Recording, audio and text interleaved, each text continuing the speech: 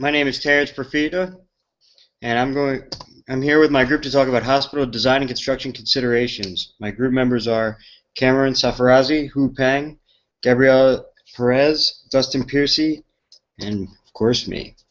There are several design considerations that must be taken into account for when you're starting a hospital. Number one is the entrances and accessibility for egress of the hospital. There are thousands of employees and patients using this every day. They need to be able to get in and out of the building. Hospitals have very complex HVAC and mechanical systems. There's a lot of piping considerations and almost up to 20 services that need to fit above the ceiling. So organizing those and layering them in the correct place is very difficult, and you need to make sure that there is adequate space above your ceilings. Another important thing is layering the program requirements. So whatever the hospital needs for their program, you need to arrange the units in a sense that makes sense for the business so that people are going from the prep pack to the ORs without having to go and use an elevator, which costs time and money. New considerations that are coming in are the designing for health. So this could be the use of healing gardens and the moving away from rooms that resemble a prison to now a more patient, family-friendly open unit. Another important consideration is the standardization of units, which is pretty common so that you increase productivity. And finally, you need to make sure that all the specialized equipment is coordinated. There are a lot of construction considerations, but we'll be covering them mostly in our next unit. I'm not going to go through them here. I'll come back to them next week. In hospital development, there are basically three phases: definition, planning, schematic design, and bidding, construction, and evaluation.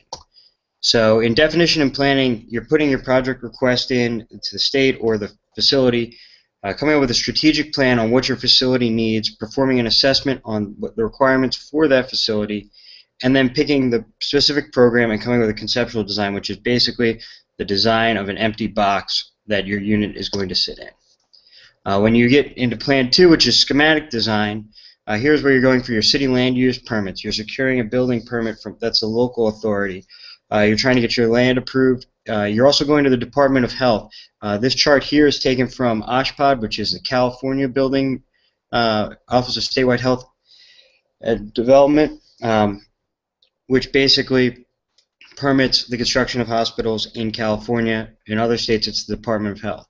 So once you get that, then you're looking for your certificate of need, which is what many health organizations will issue, saying that they need to expand in the community, and that makes them eligible for state funding to expand. After you gather all these, you can get some preliminary construction documents, you can get a building permit. Phase 3 is bidding, licensing, and evaluation.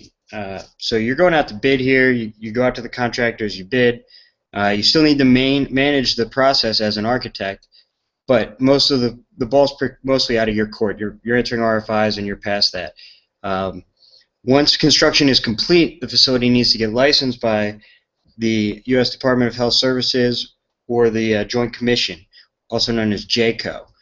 When JCAHO is what certifies the facility for reimbursement from Medicaid, so that is the biggest day in the life cycle of hospital construction. Here's a quick overview of the chart. The first one is generic, maybe box development.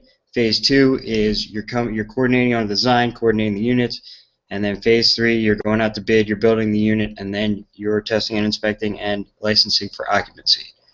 Now I'm going to turn it over to my associates who will talk about our case study from OHSU Oregon Center for Health and Healing.